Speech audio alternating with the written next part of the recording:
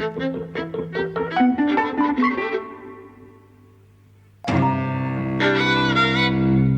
and welcome to Eavesdropping at the Movies. I'm Mike. And I'm José. And we've seen Mission Impossible Fallout. Mission Impossible 6. As it's much easier to refer to it. Fallout's pretty easy. What do you reckon? I loved it, as you could probably tell. But I didn't love it as much as I had been primed to love it. Yeah, like I think, my favorite is still the one set in, I forget which Middle Eastern country where he walks up the side of the building. Oh, Dubai. Yeah. Is it Saudi Arabia, Dubai? The Burj Dubai. Yeah, that's my favorite. Really. Well, actually, my favorite is the first one, which I think is a kind of masterpiece. I agree. The weakest one was the second one, I think. Everyone agrees on that. Yeah, and then it's almost like I think they've become increasingly better, right? Yeah. But this one, which is I think it's great. It's still, I wouldn't say it's better than the last one. It somehow seemed to lack a little something in the first act, I'd say. Yes.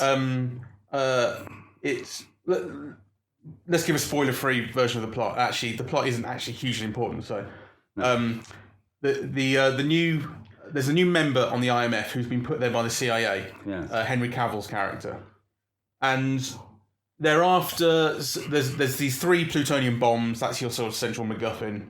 They're going off around the globe. There's a bloke who you don't know who he is. I mean, literally. They don't have a face, they just know his name. Maybe he's a ghost, maybe he's a story, maybe he's actually a real guy, but he's the guy they're sort of tracking. Blah, blah, blah, blah, blah. They're after these bombs. That's it. I think it's almost like, let's not even bother talking about the plot because it really is inconsequential. What's important in this film is the pattern, right? There's a preamble, then a mission is set out, really, and, then the film leads you... like you said, there's MacGuffin, so it leads you to places you don't expect, and some things are just used to set up tension. They're all punctuated by quite extraordinary set pieces, and then at the end, you have a massive set piece that resolves everything with a post wrap up section. Right, spoilers ahead. Okay, it's the same pattern as before, and we talk about whatever we want now. So, what I think is kind of lacking early on is that the film is setting up a certain level of mystery around Henry Cavill's character because he's part of the IMF, which is a very tight-knit team. He's been placed there by the CIA, and the CIA and the IMF are at loggerheads slightly. Alec Baldwin and who's the head of the CIA in this? Angela Bassett. Angela Bassett. They butt heads a bit.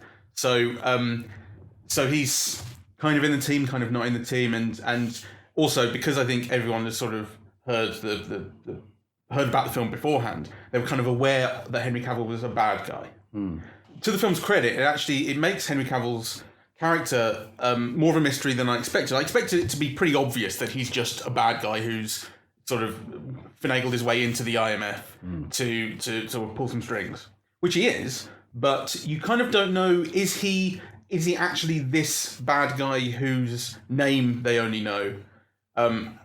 And that's his alias, and he's sort of finagles his way in, or is he kind of working with someone else, or what's going on exactly? The thing that you know from the very beginning is that he's going to be Tom Cruise's nemesis, because you only have a big star like that, opposite Tom Cruise if they're going to be given something to do. Yeah. And actually, so that he's going to be the nemesis. Right, so whatever the film is telling you, is bounded or rooted in the fundamental knowledge that he's going to be the antagonist, right? It's there in the publicity as well, yes. And it's the logic of casting that big a star. Right. And in my view, Henry Cavill steals every scene he's in. I think he's wonderful. Yeah. He's really well cast. He's hale and bluff and hardy and kind of a little bit thick.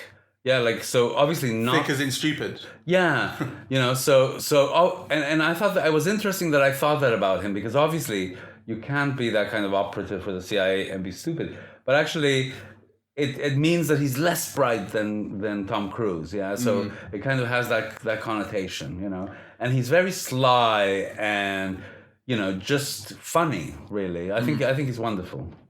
And I'm sitting here sort of while we're talking about this, trying to work out what my point is about what is missing early on, and it's tough to because the film is really good, but I think actually it's that while the film is setting up these different strands and it is engaging in this slight air of mystery, actually what you want is for the relationships and goals to be clearer. And when they become kind of resolved and you know exactly what they need to do and who needs to go where, the film really improves. It gets tighter. Yes. And that's probably more around the halfway mark, really. I mean, that's around sort of the time. That's really around the time that Henry Cavill reveals very clearly that he is the baddie. Yes. Though he's got wonderful scenes at the beginning. Yeah.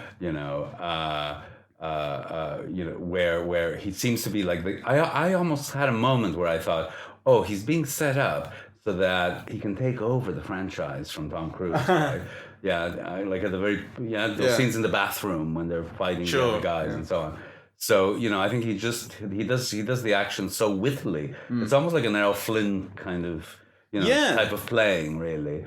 But I thought initially the problem to me might have been kind of one of cinematography. Like, I don't know if it was the print or the projection, but all of the first 20 minutes or so seemed a little bit like both too dark and also with too much light. It's almost like the film. When you on your program for Photoshop or whatever, when you increase the light, it just makes everything go. Yeah. Higher contrast or more no. gray? It's if you increase the light, all of the colors dampen down, right?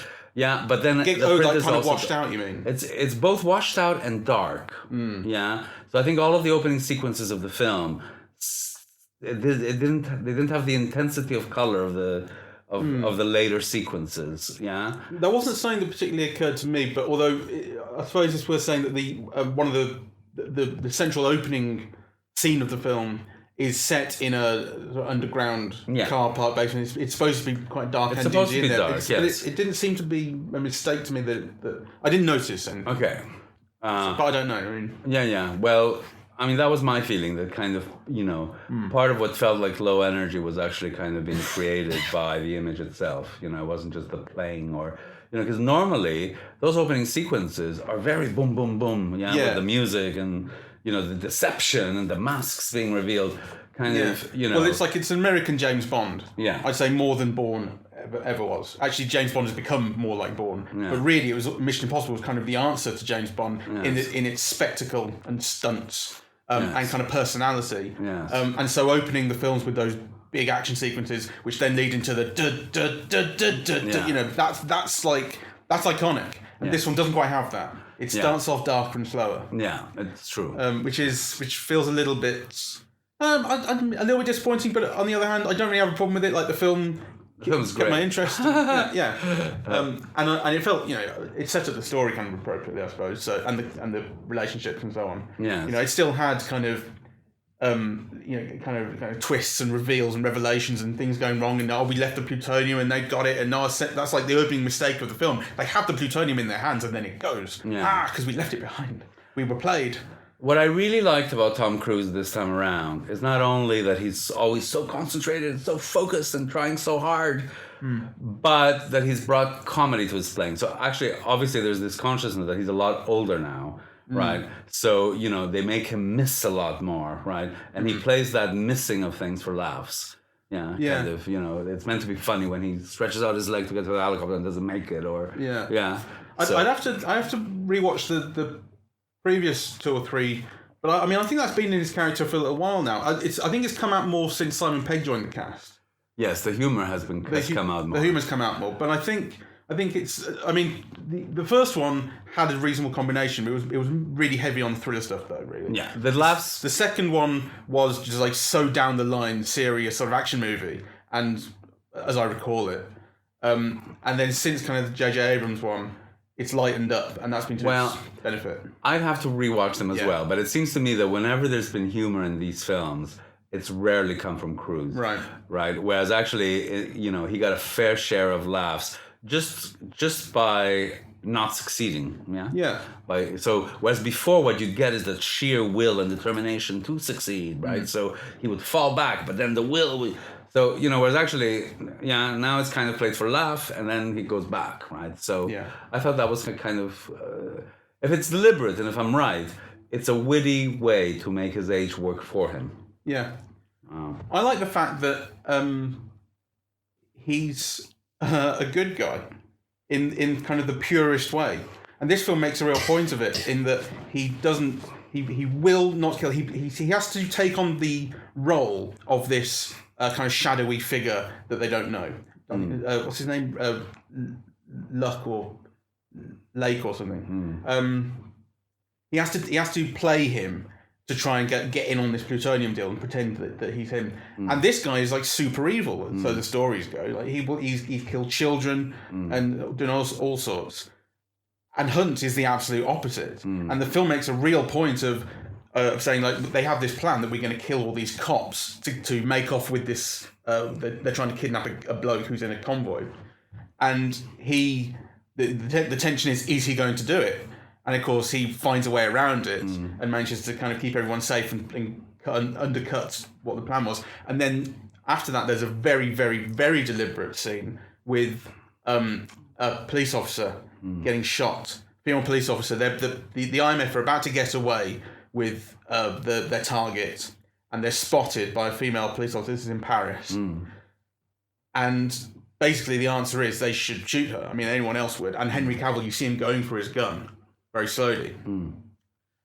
But Cruise's whole thing is, no, please go away. Because essentially saying, we're going to have to. Yes. I really don't want to have to do that. She's shot by someone else. Yes. The guys who are after them, blah, blah, blah, he kills them. But he really, really makes sure that like she's going to be looked after. I know, but I think that's very inconsistent in the film. So really? Yes. So I appreciate what you're saying and the thought behind it, because I think the film does make a very important point out of making Ethan Hunt a moral person, right? And I think it's important how hard it is to do that. He has to work so hard to be that good. And that's really important. It's not... On the other hand, he's throwing people out of helicopters every 2 minutes. The baddies. not every 2 minutes. And it is the baddies. Well... The guys who the driver of the baddies, you don't know... It's the guy who's trying to kill him. It's the driver of... One can split hairs, right? My point is... Hairs. I am, because I think it's kind of inconsistent. I don't think so. Well, he kills a lot of people in this movie. He kills a few people. Well, I don't know, I haven't counted, but it seems like a lot, And in a way, it doesn't matter, right? So I just think it's inconsistent that there's such a... and yet I think it is important that the whole film, the whole ethos of the film is that Ethan Hunt is the kind of person who would save one man, who cares about the one man, at the risk of millions or whatever, or one person at the risk of millions, So I think if you are going to do that, then you have to be more consistent about it. Really. Well, I think crucially it's contrasted in this film with the manifesto of the baddies, which is what it's revealed that Henry Cavill has written, which is this thing about killing the maximum number of people creates the maximum benefit, or something along those lines. The longer the peace. The more people you kill, the longer the peace afterwards. And which is why they're trying to set off these 2 nuclear warheads in the kind of sort of Kashmir, which is a kind of corridor between China and India and the Middle East, where there's a good 2 billion people. It's the source of all drinking water, or much drinking water. So if you spoil that drinking water, you not only destroy the area that the bomb hits, but actually you contaminate, you leave without water a third of the people of the population of the world, or something like that. And the baddies have this kind of sort of moral argument which they believe in, which is that there's a greater good to come out of this. And Hunt's whole thing is there is no such thing as a greater good. You can't kill a person, you can't kill a good person, let's say, for any reason. Which, he doesn't believe in that kind of sacrifice. People sacrifice themselves or are willing to. Like, he won't shoot. Ving Rhames, right at the start, it says, you've got to let me die to get away with the plutonium. You've got to say the thing. He won't do that, and the plutonium gets away. It's really deliberate. I know that's what the film is trying to do, and yet he is this action hero who does throw people off airplanes, So I just think that's inconsistent. I think it's within the but you're still, it's within a genre, you know. It's within. I get that. Well, I don't see why then is it so. Well, because the reason why I'm bringing it up is because then the film gets a bit too sanctimonious with it, which is an element that I don't like. You know, so and I think actually that kind of preachy moral thing that you like is what I like least. I don't think it's got preachy. You mean what Michelle Monaghan says at the end about being in the right place or whatever? No, not just that. I mean, you know, this whole thing about making him seem like a pure person, you know, whereas actually the whole thing about being an agent like him is he is by definition impure. You can't be pure and kill people. And he's killed loads. This is, you know, number 6 in the series, right? So to kind of try to make him out, you know, as like this incredibly moral person who values each little leaf in the planet is silly. I think you're really overstating what I think of him. What I like to see in these films is these acts of heroism. I think the guy is a true hero, and that's what I really like to see. And you don't get this moral, cloudy, black, grey thing with him. The whole point is you can't do this. I mean, like basically, he's Superman, right? He's Superman more than Henry Cavill. You know, you can't take a life, blah blah blah. And of course, the other thing is like he's kind of Superman, but also he's vulnerable and. Kind of prone to mistakes or you know. Let me tell you what I like best about the film. What I like best about the film were the action sequences. I also love it that it's like an old-fashioned, like you mentioned James Bond. It is like an old-fashioned spy thriller of the 60s. Yeah. You know, where it's a thrill to see, like, I don't know, Istanbul in the Bond films or whatever, right? Yeah. Like in this film, you know, you have like Paris and London, like you've never seen them before. Like London is just magical, right? Like all of those chase sequences, you know, around St. Paul's, right? Like, you know, going up the cupola of St. Paul's and out onto the roof, and then, you know, through the roof of the closed bridge, right to the very top of the Tate Modern. That was like gobsmacking. Yeah, it was just thrilling to see, really. And actually, you kind of think that since the 60s, when that globetrotting stuff was not a novelty, but kind of really spectacular because people didn't see these places very much. Now people do, but still it's so spectacular in this. That's actually kind of an achievement. It makes you see them in a new way. And actually, it doesn't only make you see them in a new way, it's a spectacular sight for spectacular motion. Yeah, like, you know, kind of acts of movement. Like, and actually one of the other things that I love about Tom Cruise is, I don't know if it's real or not, but if it's not real, they take the trouble to trick you, whereas a lot of other films don't.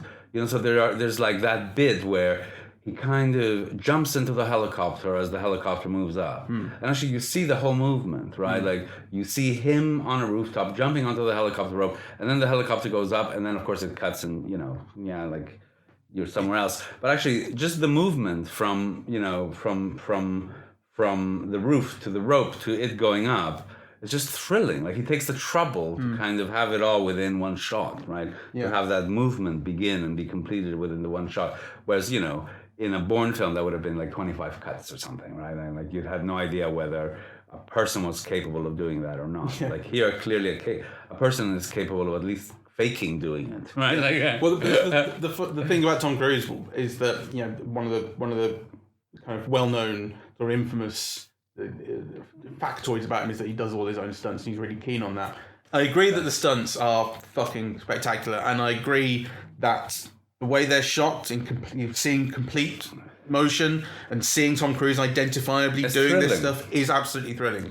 Climbing the rock face at the end and that sort of thing. Yes, I think so. I loved all of the set pieces, and I love the use of locations within the set pieces, and they were imaginative because, you know, they're beautifully filmed. So when you see him running from St. Paul's over the bridge towards the Tate, you know, the very geometry of the roof of the bridge, which who has ever seen it before, right? It's like you wonder what work has gone into scouting that, right? And making those shots, they're amazing. Yeah. And that's another thing about the film. I think it's full of amazing shots, you know, which are a thrill to see kind of on their own. It's a very, very well-made film. Yeah, it is. There's less comedy, and Simon Pegg, I think, is less well used than before. So that would be a criticism. I've always found his character a little bit overbearing in the films. I like that they gave him a little bit less to do, to be honest. I think he's badly served this time because other time, I mean, he's basically used as an archetypal secondary supporting actor. So he's really only used to tell the plot. He tells you what's going to happen or what needs to happen, or and to fulfill several mechanical aspects of it. That's all, So and deliver a few laughs. Not very many this time around. No, not as many. But like I say, I don't mind that. I think who I didn't. He is a secondary character, and I think they played up his kind of I can't do it. I'm Simon Pegg. They played it up a bit too much previously, and they did less of it in this. Well, I liked all of that in the past. I think he's getting a bit too old now to. So I think I know that it's not that many years ago, but there is a difference in seeing somebody who could pass for, late 20-ish, mid 30-ish, be that nerdy, geeky guy, and someone who is now clearly in their mid to late 40s and still having that nerdy, geeky thing. Tom Cruise is 56. I know he's my age. Is he? Yes, but I haven't had as many facelifts as him. but he's kind of carrying on. I mean, it's got to get to a point. It's got to get to a point when they come to like Mission Impossible 9 where they're going, we do have to work in really to the story the fact that these guys are still doing this at this age. Yeah, well, maybe they'll develop some wheelchair action. Yeah. I'll be looking forward to that. Fight sequences. What do you reckon to the stuff with his wife? I didn't like that. I don't. You see, I think. I mean, what I love about these films, in a way, is that. I mean, they are very psychological, in the sense that people's villainy and so on is kind of made understandable, really, and also this idea of life as a kind of a chess game that's played on different planes, and that there are different game plans that could shift, right? So, there is a kind of a sense of of psychology and villainy and, geopolitics that all melt into one, but there's very, very little about love or feeling, except, kind of feeling is weakness, feeling is what makes you vulnerable. And, from the very first moment in the film where, Kristen Stewart dies, under the Prague Bridge, which I thought was such a fantastic moment in the first Kristen film. Scott Thomas. Kristen Scott Thomas, yeah, she's fantastic in the first film. It's almost like, the things that the hero has an attachment to, he only has an attachment to them so that he could briefly suffer before getting on with the mission, right? So actually, I think to have made him in this film, he's in love with two women at the same time, right? Neither of whom he can love. I just kind of think it's it doesn't add very much, and it feels soppy. Yeah, I know what you mean. I like what she added to. I like what she added to the jeopardy, I suppose. The other woman that he cares about is also right there and is going to die in 15 minutes if they can't save it. So the tension is raised even higher. But she doesn't add an awful lot else. No. I don't think the last scene, the climactic fight, would be changed that fundamentally if she weren't there. I don't think it's well done, because the only reason to bring those two women in as women he loves is if his love for them is something that affects or complicates the way the mission is done. Exactly. But actually, one of them does initially, early on in the film. So you think that the introduction of the other one, that it would also, so that you could create levels of tension around that the film doesn't really succeed in doing. So really, it just feels like a soppy added on element. Exactly. It's her only function in the end is to make it a bit more tense. Yes. For Ethan Hunt, and not to do anything else. Well, to make him more of a hero, my life would have been, wouldn't have been so perfect without you. Oh yeah, that's yeah. I was so prepared for that last scene to be like a setup, because it was a mirror of the earlier scene where the guy wakes up in the hospital bed, and they're trying to get the password off his phone. And then it turns out that it's once they convince him that they've read out his manifesto on telly, and so he gives them the password, and then it turns out it's been a setup and he's in a warehouse somewhere. And you've seen this before in Mission Impossible films. I think there was one very early on in the first one as well where they were wearing masks as well and the voice things. That's when they first introduced the whole masks and voices, which continues to be the most fun thing in the world. I love if that. Someone takes off a mask. I think they didn't use the masks enough, and actually they didn't use the voice thing enough. I would have loved to have seen more of it, though. Yeah. But it's used efficiently. Yeah, there's a good moment with it. There's a really clever moment with it. But I was so prepared for that last scene where, because it's the same thing. It's the guy in the hospital bed has been knocked out and he wakes up there and he doesn't really know how long he's been there, and then he's got people around him talking to him, and I was so expecting that it was going to be someone was dressed up as Michelle Monaghan or whatever it is, and the walls were going to come down because it was so fucking perfect and idyllic and music going, oh, it's lovely, and then it just turns out that it is actually lovely. One of the things that I found interesting, and I'm just going to look it up, is the film is it's so clearly a Tom Cruise vehicle that they're not advertising the other people enough. And I always have this thing about American films, right? Like, do the producers really think that not putting Alec Baldwin and Angela Bassett and and so on in the credits, right? Because to me those are attractions. Like, I would go see a film if Alec Baldwin or Angela Bassett were on it, right? Like, to me, it's a plus. Knowing that they're in it is, I might not just, so they're not big stars like Tom Cruise. I might not just go see a film because Angela Bassett is in it anymore. But, in combination, it would be an added attraction for me to go see it. And the thing is that the film has so many people like that, right? And you wonder why, like they're barely advertising Henry Cavill. Yeah, he's the second biggest face on the poster, and he doesn't have a name. Yeah, But I think kind of I think I'm going to see a Mission Impossible film anyway. These films are going to make I don't know $500 million each or more. Yeah.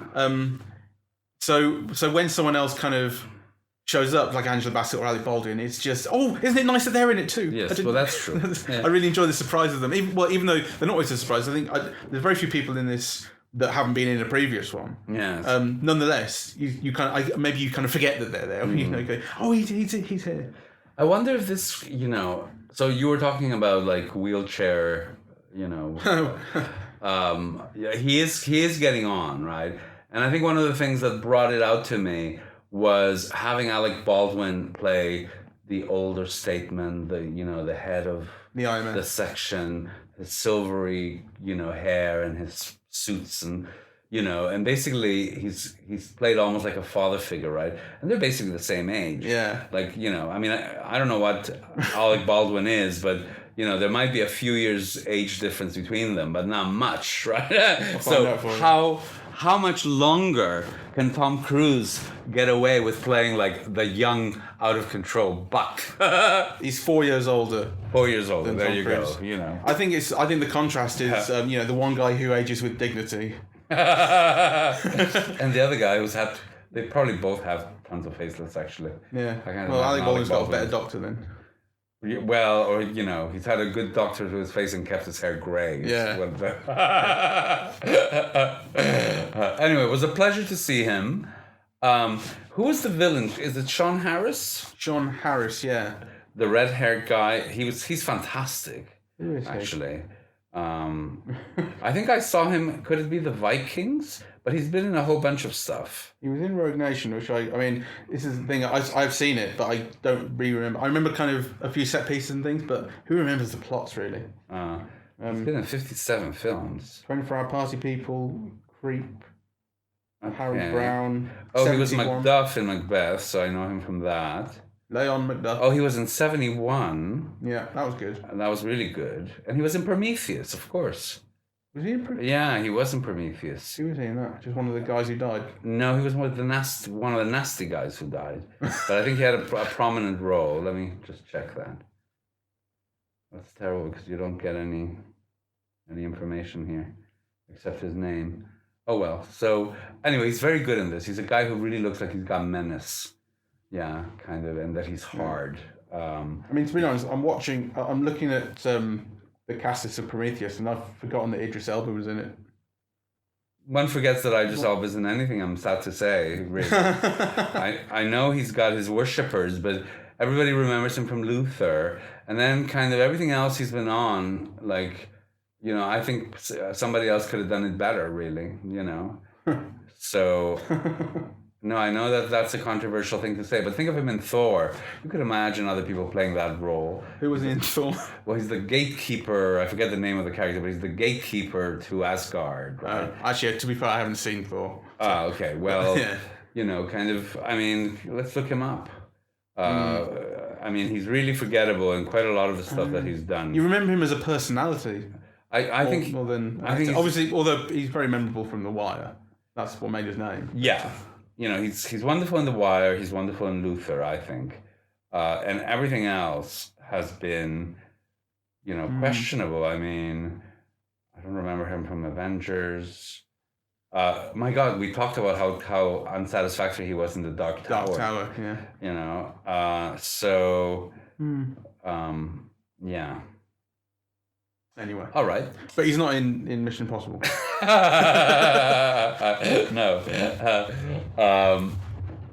Yeah. Anything else? For me, the Mission Impossible series, over the last 20 odd years now, it's my favorite series. It's my favorite action series. It's my favorite series. I prefer it to all the Avengers films. I prefer it to all the Star Wars films. You know, I prefer it to the Bourne films. Yeah, I think it's the most kind of consistently imaginative. Well executed. Yeah, the one that has had the very best action sequences. You know, and the most imaginative ones, really. So on the one hand, it's a formula. You know the patterning of that formula very well. But they're incredibly stylish films. You know, they're often very humorous, you know, and in a way, they also have a kind of a light touch. Yeah, they're kind of, you know, they're played for laughs and for fun. You know, but they're like brilliantly executed. And I think actually this is in the same pattern. I mean, you know, this hasn't kind of altered my opinion of the series as a whole. I think it's the very best series of the last 25 years. Yeah, and what I really like about it is that for such an enormous film series, it doesn't have toxic fans.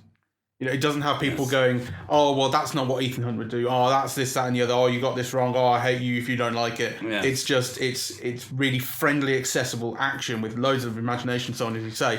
And it's got a multi-millionaire movie star genuinely throwing himself into real peril for your enjoyment. Yes. Brilliant. Yes. And I mean, just a word about Tom Cruise, right? Because, you know, in a way, he's the star everyone loves to hate.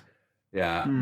But I just think there's something very fascinating about him because I think he's been a star since 83. Something like that, 84. Yeah. You know, and consistent box office since 83. And here we are in 2018, you know, with his name above the title on his own, carrying a huge film in a huge franchise. And actually, I can't think of anyone who's had the career that he's had. We've spoken about this before, and I suggested Charlie Chaplin purely for the length of his career from beginning to end, but he had long periods where not much was happening. Yeah. And there's also Tom Hanks, but he had a period of not really doing anything that good until the early 90s. Also, I think Tom Hanks became a star later than Tom Cruise. Yes. So there's that. And obviously there are people like John Wayne, but I also think if you think of John Wayne when he really became a star, which is like, you know, at the very earliest, say 39 with Stagecoach, but actually it's probably more likely like, you know, early mid-40s. You know, and you think of like, you know, the 70s, that's just 30 years. Well, Tom Cruise has already had, you know, a longer starring career than 35 years if we're talking 83. That's right. So, you know, I mean, I think it's just kind of extraordinary to see him, and this is obviously going to be an enormous success, as it deserves to be. Yeah. Okay, so we recommend that you go see it. It's really great. It's the best action movie of the moment. I think your kitchen's about to explode.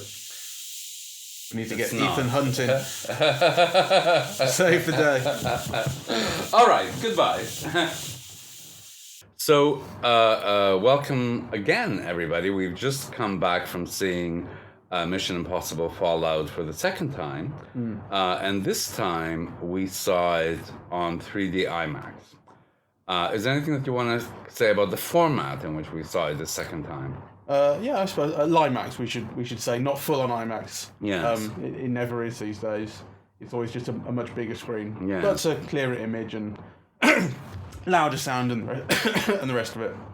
The 3D, I felt actually at the start I felt it was really bad. It almost looked like it had been post-converted. I'm not sure if it was or not. The characters in the early scenes had a real cardboard cutout look to them, really flat and just sort of in stages. But that wasn't a problem as the film went on. And by the time you got to Tom Cruise on the helicopter, I mean, that's what the 3D was really there for. It was to emphasise Tom Cruise on a helicopter, hanging off the bottom and not dying. Yes. It was great. I mean, that was great. But I also felt like I don't like 3D. I do like IMAX very much, actually. I like the size and I like the sharpness. But what I thought the 3D reveal this time around was kind of the layers of special effects. Okay. Yeah? So that, like in the helicopter scene, for example, you would see the helicopter super sharp with the 3D standing out from, the background. Yeah. And when the helicopter's on fire and crashing, it's very clear. More than it was the first time that's a 3D model. Yeah. It doesn't look as good. Yeah. I agree. Although I don't know if that is 3D or the IMAX or both. Yeah, anyway, I mean, I suppose what I want to say is that, instead of being something kind of that's thrilling, for me, it's generally an annoyance. And though sometimes it can be very revealing about, planes, yeah? And the use of effects within those planes. Like, it's almost like you notice that there are layers of special effects happening in between, like one plane and another. Yeah, I'd say generally speaking, I didn't feel the 3D added anything useful, but the size of the screen was great. It. Yeah. Yeah, and I mean, I don't think it hugely detracted either, though. My heart was still going like the clappers during the action scenes. Yeah, no, for me it did detract. And it detracted, I mean, partly because, I wear glasses, and putting the other glasses on top of it is A, an annoyance, B, it fogs up, right? So, that kind of, you've got to keep on kind of removing your layers of glasses to kind of... They don't fog up for me. Yeah. I wear spectacles as well, and the other ones don't fog up for me. I don't know if you were getting particularly hot and bothered. Well, no, I mean, I thought it was interesting. I mean, I did like the film less the second time around, though I think it holds up incredibly well. And like you, I thought the action sequences, were amazing.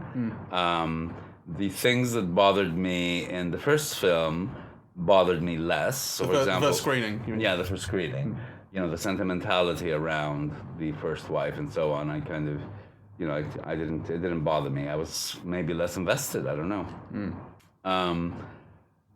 And the things that thrilled me continue to do so, and that is primarily around kind of the chase sequence. Though I do also think that the thing that I found most exciting in some ways about the first viewing was Henry Cavill's performance. And, he's still great, but actually the unexpected and the charm of it and so on, has a different effect. So, that surprise and delight that I greeted it with the first time around was a bit dampened. Yeah, I suppose so. What we were talking about in between, because we've seen the films 2 days apart, but we're just kind of adding this on rather than releasing it as a separate podcast, because who needs that? And in the sort of time in between, we've hung out. And we were talking about Henry Cavill, and I was sort of saying that before the film came out, I was sort of worried about him as a villain. Because he's a villain you see sort of less of now, although he used to be really just the way that film villains were before superpowers came along. A guy with an agenda and a weapon, it's like he's like a Bond villain or a Tom Clancy villain or something, and now the superheroes are the kind of main thing. Villains are superpowered, or they're kooky or mad, or in some other way wacky that kind of matches the milieu that we have these days. And I think it's fair to say that Cavill's character is not brilliantly written, as you were pointing out, but Cavill elevates him. Yes. And makes him memorable. He gives a great performance. And a great presence. Yeah. I mean, I actually think that in an odd way, it's a star-making performance, right? Because, I mean, so far his only hits have been with Superman. And this is a film where he really stands out. He's really great, you know. And he's not only great to look at, but, you know, he's got all these asides and double takes and, yeah, kind of a lot of the performances without dialogue, really. You know, and he makes things funny and, you know, and exciting and agreeable and surprising. Yeah, there's a lot of gesture, particularly the bathroom scene where he and Cruz are tracking, I keep forgetting the fucking guy's name, Lane is the other bad guy. John Lark, who's the guy who's going to meet this arms dealer.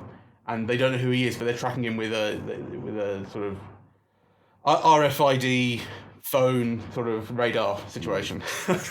Tracker. And it's not that the music doesn't drop out, which I thought it did. I was watching for the second time. It's the sound doesn't drop out. You still hear all the dialogue, sound of doors opening and the crowd and stuff. But there's no dialogue. They're doing it silently, and every time someone goes past them, they check the phone, and then Cavill looks to Cruz and just shakes his head.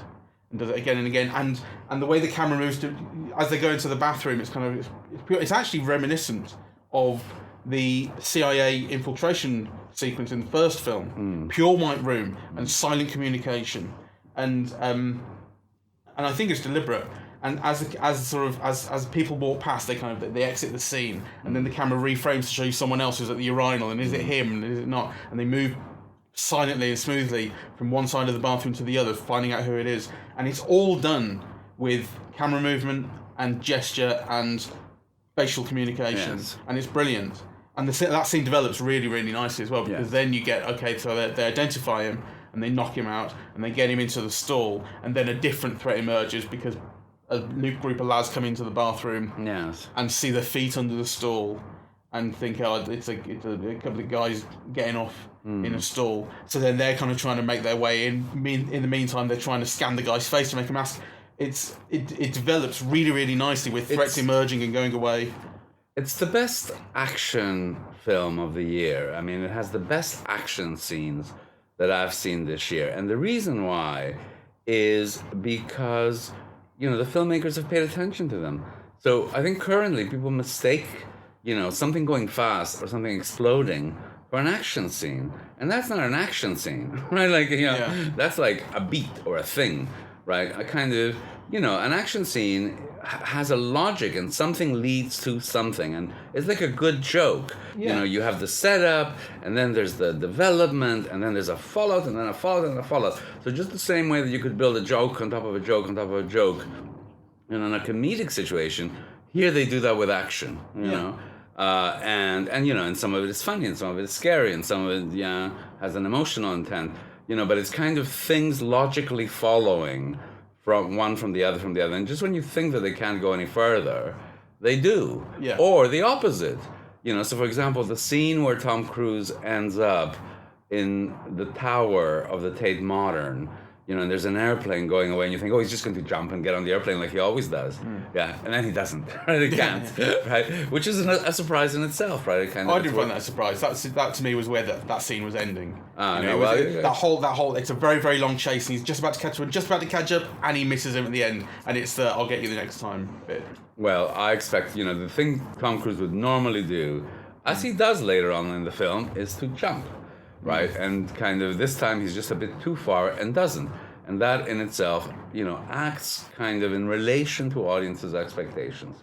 So, you know, the action sequence has a kind of a logic that the audience is aware of and kind of complicit with and pleased by.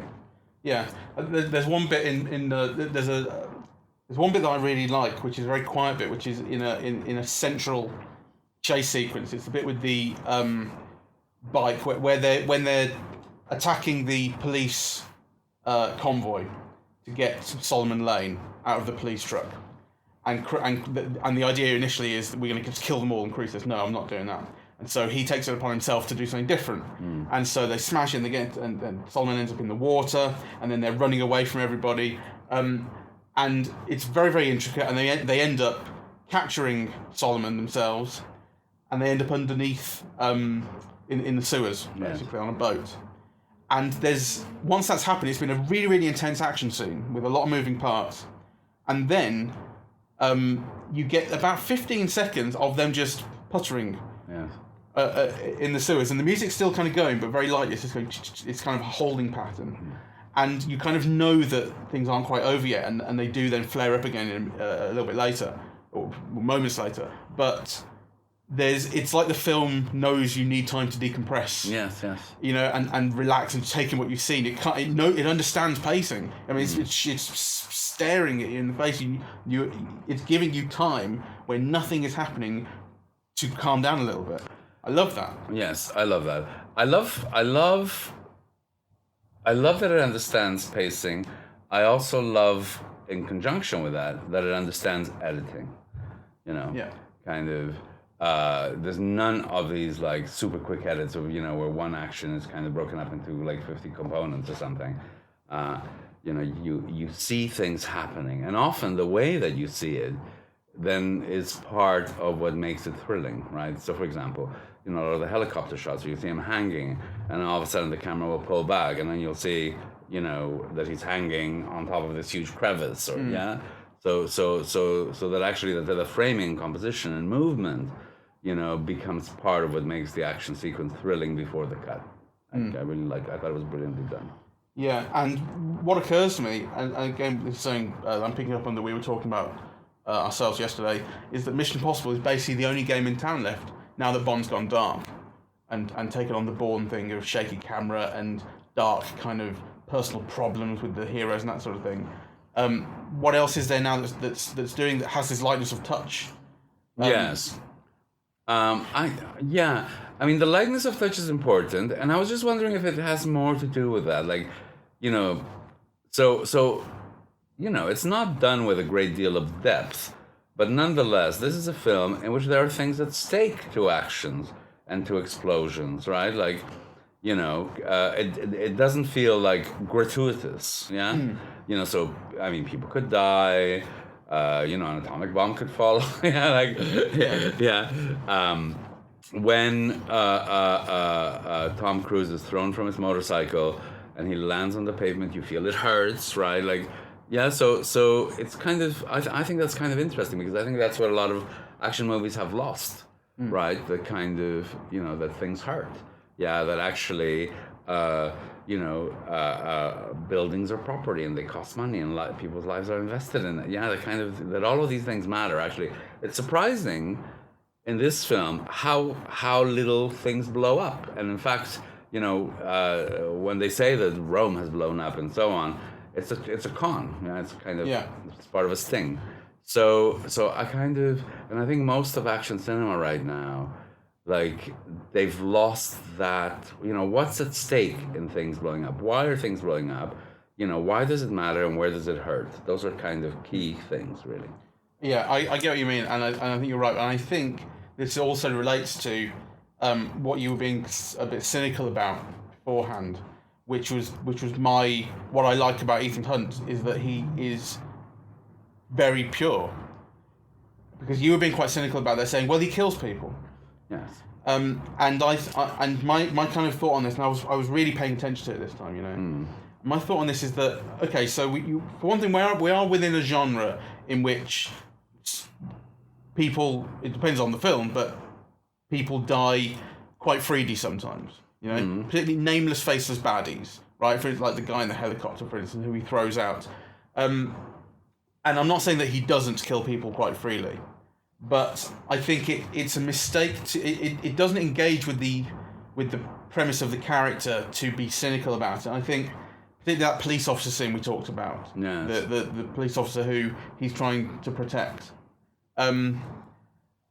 because she gets shot, or she gets shot, and then the four baddies who are about to kill her, he won't let that happen. He kills the four of them. Yes. So one life would have been taken, but actually 4 have now been taken. But it's not about that. It's about who those lives belong to. She's an innocent. Yes. And he is protective of. This is why you don't get this kind of collateral damage. He's not so happy to just run around causing collateral damage, things blowing up, and the rest of it. He is. It is important that he is a moral character, and actually this drives a lot of the action. There's an awful lot that's set up with making choices right at the start of the film, right when the plutonium is taken. They're trying to buy it, and then they are ambushed. And Ving Rhames' character he has a gun held to his head, and there's this shot, which is it's the plutonium. And then the camera reframes to the car, which is right next to it, reframes to the exit, which it's pointing at, and reframes to Cruz. In this one shot, it says, "This is the exit. You can win." Yes. And of course, he doesn't because his team is in trouble. He won't abandon them. And this is the thing that sets up the entire thing of the film. And this is why Henry Cavill ends up being assigned to his team, because he let it go. I get that, but on the other hand, I think these two things go together because Tom Cruise is America's national Boy Scout or whatever, so. It's also part of his persona and so on. But I also think we can't lose sight of the fact that this guy is a spy. It's like his profession is to trick people and to con people and to kill people. Right? How realistic do you want it to be, though? This is kind of pure escapism, and we are allowed to indulge, aren't we, in the idea that he is doing it for the right reasons or in the right way. Well, I think there's this idea that for Ethan Hunt, good enough is never good enough. If good enough was good enough, he would have let the police officer die. He would have let his team go because that's part of the job. You might die.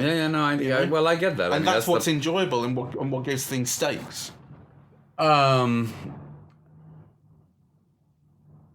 don't know what to say, because on the one hand, of course, I see that. On the other hand, I do think that it's kind of interestingly contradictory.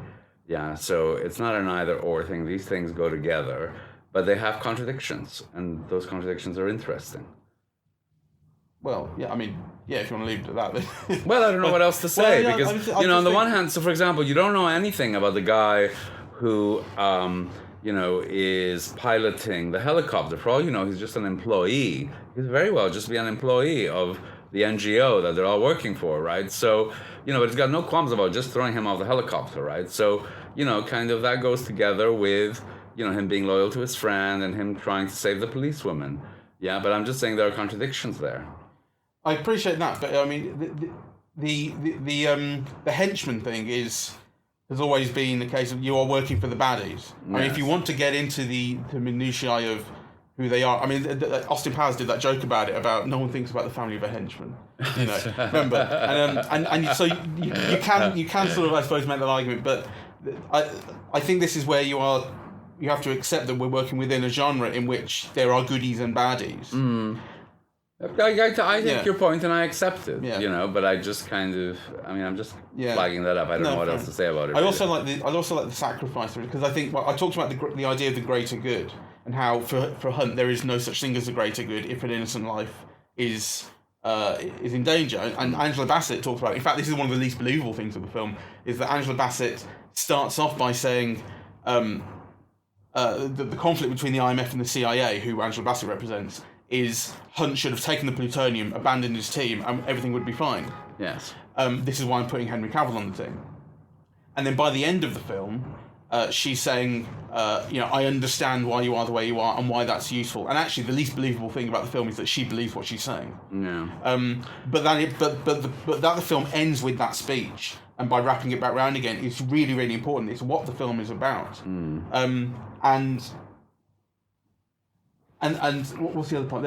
I was thinking that the idea of so what I had started off by saying there was the idea of if there is innocent life in danger, then the greater good doesn't matter. But on the other hand, personal sacrifice is totally acceptable, and Hunt's not the only one who puts himself in positions where he could die to save others. There's also, in the fight with Solomon Lane at the end, it's Rebecca Ferguson, Solomon Lane the baddie, and Benji, Simon Pegg's character, he's being hanged and he has a box underneath him that's just about keeping him alive, stopping him from being throttled, which Ferguson has managed to get under him.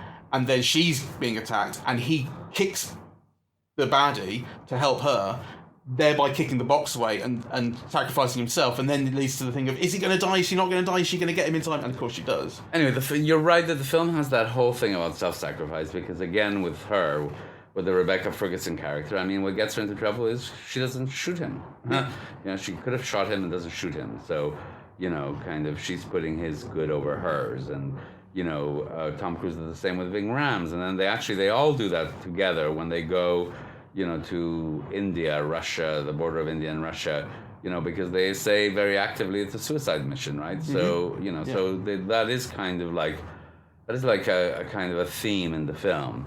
I'm just kind of not sure what weight to give that. I mean, it certainly sounds something that the film is working with, you know, and it's kind of putting there. But I'm not. I think the film is framing it as very central, and it's something I like about it. Ultimately, I think it's something that carries it. It's carried through very consistently, even with the guy he throws out the helicopter. Yes, well, and you know, and it ends with, like, you know, Tom Cruise sacrificing the woman he loves to another man. I mean, there's that as well. You know. I agree with you on the sentimentality of the wife thing. So anyway, I don't know, and actually I think I also don't much care. I don't think that's what's significant about the film. I mean, what's significant to me about the film is that it has about 4 or 5 action set pieces that are just amongst the best I've ever seen, really. You know, kind of the motorcycle sequence through Paris is phenomenal. You know, the sequence where they go from St. Paul's, you know, over the Thames and into the Tate Modern is out of this world good, really. A model, I think, for any action sequence. And I think it's also fascinating because most of it is quite, it is, you know, you have bits of dialogue, but it's mostly silent. It is all about the action, really. Silence is the wrong word. There are sound effects. Yeah, but there's very little dialogue, you know, throughout those sequences. And then the third one, the helicopter thing over the mountains, the Himalayas or whatever mountain range it is again out of this world great, really. You know, so I mean, I think the film would be worth seeing if it only had one of those. It has 3, and it's really like a kind of a masterclass in action filmmaking, as far as I'm concerned. There are 2 scenes I wanted to pick up on that are kind of implausible in different ways, and I like one of them. I don't like the other, and I've been thinking about them. So the first is a skydiving scene. Ah, yes. Where Cruise and Cavill are infiltrating Paris, and they're going to jump out of a plane and then infiltrate this party to meet the White Widow, the arms dealer. Yes. And they're having a little bit of a conflict on the plane, a bit of a tete-a-tete, you know, sort of, you don't want me here and I'm all here to watch you and blah, blah, blah. And there's this thing about Cavill's his oxygen tube to his mask. It's not working properly, and you kind of think, like, is he fucking it up deliberately? And Cruise fixes it for him. And then when they see the environment they're going to be jumping into, Cruise sees it's an electrical storm. He says, we can't jump through this. Cavill says, fuck you, I'm going. And not only does he do that, which is reckless, but he rips off Cruise's oxygen tube. Yeah. And I can't for the life of me work out why he does that, right? Because at this point, he wants... Oh, I get that. He wants Ethan Hunt to be alive. He wants to be able to frame him for what he's doing. I don't see a good purpose to that. He's just being a dick. And then Cruise... fixes it and dives down and catches up with him, and then sees that his oxygen mask, Cavill's oxygen mask, is gone again. So then he performs an act of self-sacrifice and removes his own oxygen tube, puts it in Cavill's, who's unconscious at this point, then sets off Cavill's parachute to save him, then manages at the last second to save himself. And it's what Cavill has done in this scene is... I can't work out what his motivation is and what his objectives are, because it's not useful to him for Cruise to be dead or incapacitated or anything. I didn't read the scene the way you read it. Okay. To me, it kind of made sense. You know, that he wants to go. He's not going to be held up, and he does that thing to Tom Cruise to prevent him from stopping him. So. You know, I kind of this thing about needing him alive and so on. Well, he's on the plane, you know. So I don't buy that scene really. I think it's artificial conflict to create an exciting action scene, which it is, but actually afterwards it doesn't make any sense, and it also then doesn't make sense why Tom Cruise isn't kicking him in the balls for doing what he did. He just kind of goes, okay, we've got to get on with it. Like, I guess that sort of makes sense, but he should be really pissed off with him. I don't know. I mean, I think for me it works because it sets up like this macho competition between the two guys that only kind of really ends in the helicopter scene at the end. And actually, it's very much built up and underlined. You know, Tom Cruise says, "You prick," right? And kind of all of these glances about it is like a real kind of, you know, who's got the biggest dick kind of thing that's set up from that moment and kind of, you know, taken to the end. I get that part of it, but I do think it's nonsensical. The scene I wanted to contrast it with is the one that's underground with Alec Baldwin and the team, and it's the one where there's a huge argument, and it's revealed that Ethan Hunt they think that he is this John Lark, because that's because of intel that we've seen Cavill has given to Angela Bassett's character. Yeah. So he's framed him. Yeah. And so Alec Baldwin, who's head of the IMF, is confronting Hunt with this. And a lot of things happen, and there's a lot of moving parts in it, and it ends with Hunt kind of...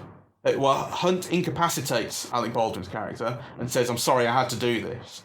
I'm going to go off to this meeting because this is our chance to get the plutonium." And it's engineered such that they all leave, and Henry Cavill is left with Solomon Lane, who they have in custody. Yes. They have a conversation in which it's revealed that Henry Cavill is this bad guy who's written this manifesto and so on, and has this plan. And then, of course, it turns out, that's Simon Pegg in a mask he's talking to, not the baddie.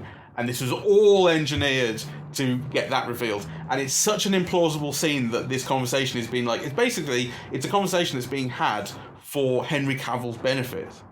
Because everyone is in on it, apart from him. Yes. And I suppose Solomon Lane, he's unconscious. Everyone's in on it. But what the contrast I want to make is that I totally believe this scene. And I love it, and I think it's loads of fun. Yes.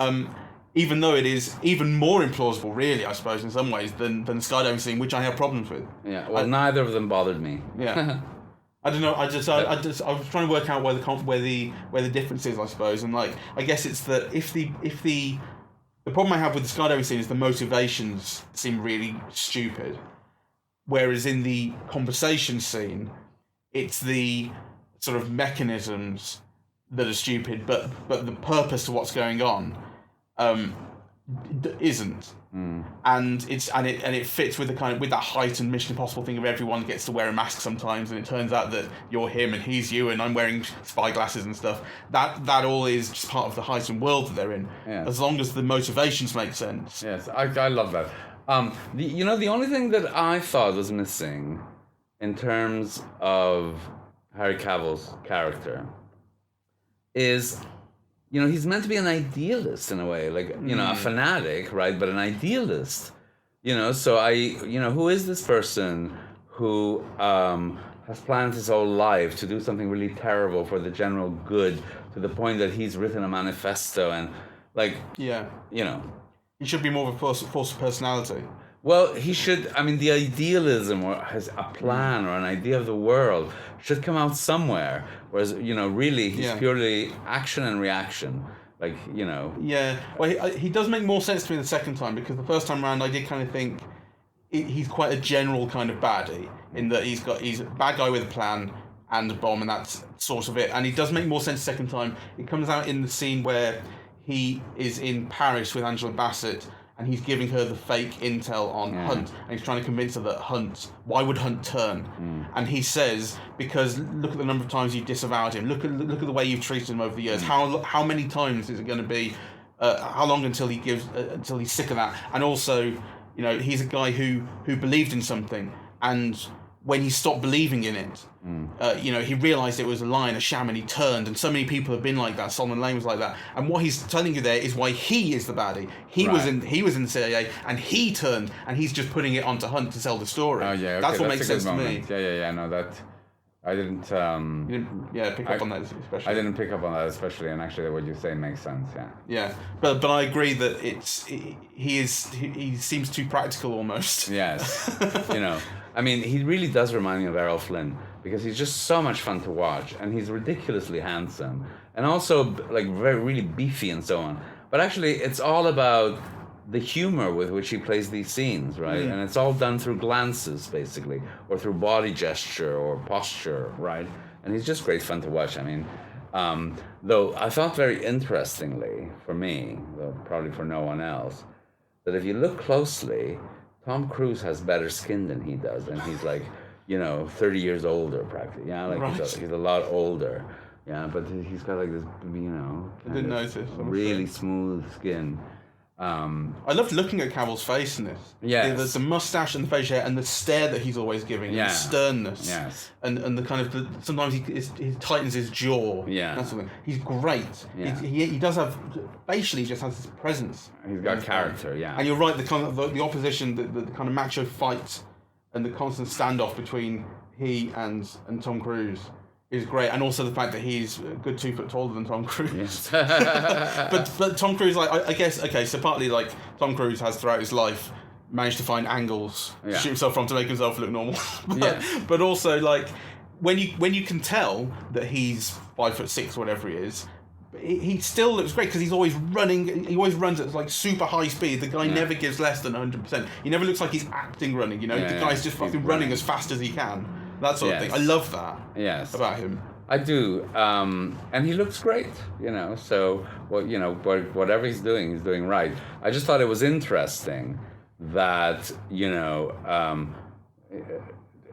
Harry Cavill, who's so much younger, you see the lines under his eyes and a little the beginnings of crow's feet, and it's a face. It's a very handsome face and a young face, but already with character, right? Yeah. Whereas Tom Cruise has had all the creases smoothed out. The last thing I wanted to mention, which I only picked up on the second time, is the White Widow character, who is the arms dealer they're dealing with, who's this English lady. She's played by Vanessa Jane Kirby. And it was only on her introduction, the second time we saw the film, that I realised that she is the daughter of Max from the first film, who's played by Vanessa Redgrave. Yes. And it explains so much because she felt really familiar, and her voice is pretty much identical. It's kind of amazing. And she has this same kind of smoothness and confidence, and this thing of, you are a paradox. And actually, the film, it was that thing in the first film of Vanessa Redgrave talking to Tom Cruise, talking to Ethan Hunt, and saying, you are a paradox. And when she's introduced in this, she's speaking on stage, and she meets Cruise's gaze, and that's when she says this thing about my mother liked paradoxes. And I thought, oh, does she know? I mean, even though I know that she doesn't because I've seen the film once already, there's this thing of maybe she does. Ooh, maybe she knows this. I mean, what I appreciated about you bringing that up is because it underlines the extent to which the film is really coherent, it's really cohesive, and it's very much in dialogue with its own world. So, that's not the only element or strand that it brings in from the previous films. So there's the Rebecca Ferguson character, there's obviously Bing Rangs and so on, and Alec Baldwin, but also the wife from the third film, and so it actually is kind of bringing in all these elements. Like it's a world that it's created, and it kind of calls back to it. It brings parts of that world back into this new film in a way that, often series don't. So, for example, in the Bond films, it's very rare, right? I mean, obviously, you have the stock characters, M and so on, will reappear, but it's very rare. They're not serialized. Yeah. They tend to be serialized. Yeah. What I like is that in these films, it's happened very slowly over the years. I feel like when they made the first Mission Impossible, they never thought this was going to be a series. Yeah. It was quite standalone. And then when they said, okay, we're going to make a second one, as I recall it, nothing really came back. I mean, some characters came back, but it wasn't a sequel story-wise, And then when they've done 3, 4, 5, and 6, characters have been introduced and then kept there. So particularly Rebecca Ferguson's character and Simon Pegg's and Andy Baldwin, and they've no big deal has been made of it that they are now a really important sort of set of characters. It's just been quite casually that they are coming back and playing more parts, and I love that it doesn't feel like there is a sort of a history and a lore that you must know to understand these films, you know? Yes. Despite the fact these characters clearly just know each other and have worked together before and so on. Yes, but I like the way that it's kind of developed what seems like almost organically, as opposed to, say, the Bond series, which they've clearly got a formula that works, they adhere to it, it's got a particular set of structure that they rarely deviate from, and you just kind of, you create a new episode based on that structure. Whereas actually this seems, to unfold from the previous one. Yes. So, I think that's interesting. Yeah. All right, shall we... Yeah, I mean, I think I've exhausted what I think of the film and the series. Okay, well, I'm exhausted, so... Well, you are exhausted. Let's wrap it up here. Lovely. That'll be no more podcasts now after this one. I mean, well, we'll do podcasts on other films, but we're done on Mission Impossible 6. All right, so thank you very much for listening. We are on iTunes, Twitter, Facebook, SoundCloud. That's it, pretty much. Well, and eavesdroppingatthemovies.com for the back catalogue and so on and so forth. Right. All right. Yes. Goodbye. Goodbye.